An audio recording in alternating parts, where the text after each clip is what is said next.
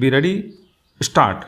Learned counsel for the petitioners has primarily emphasized that learned prescribed authority while rejecting the application moved by the petitioners for cross-examination of the witnesses produced by the plaintiffs has erred in law. Stop. He has also stated that while rejecting the application seeking permission to cross-examine the witnesses, the learned prescribed authority has not assigned any plausible reason therefore. Stop. His further submission is that a specific ground was taken by the petitioners by filing appeal before the appellate court against the order dated 22nd December 2012 passed by the prescribed authority. That learned prescribed authority has wrongly rejected the application seeking opportunity to cross-examine the witnesses, but learned appellate court has also not considered the said prayer in its correct legal perspective. Stop. In this regard, he has submitted that application made by the petitioners before the appellate court was rejected on 22nd November 2014 with the observation that the issue will be prescribed by the appellate court at the time of final hearing of the matter. However, while rendering the final judgment, the appellate court has not considered the said prayer and has also not taken into account the ground raised by the petitioners related thereto by observing that the application made by the petitioners stood rejected earlier, and as such there is no justification in considering the said application. Stop.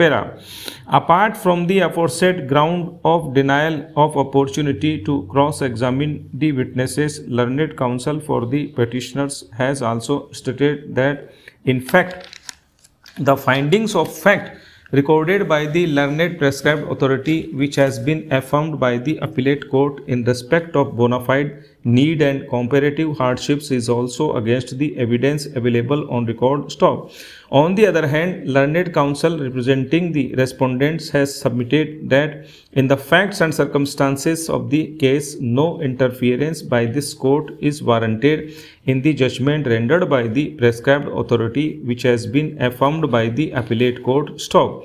He has also stated that in absence of any provisions under UP Act number 13 of 1972 permitting cross-examination of the witnesses, there is no illegality which can be said to have been committed by the prescribed authority in denying the said opportunity to the petitioners. Stop.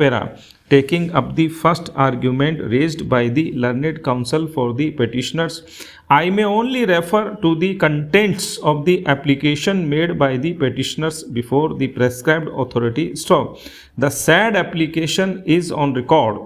Stop. According to the said application, it was submitted by the petitioners before the prescribed authority that under the changed circumstances, the respondents have put wrong facts in respect of shop which is adjoining the premises in question and was earlier in the occupation of another tenant, Ramraj Prajapati. Stop. It was further stated in the said application that earlier the learned prescribed authority had rejected the application for issuing commission, and as such it would be in the interest of justice that in respect of the fact deposed by the witnesses produced by the respondents, the petitioners may be permitted to cross-examine them. Stop.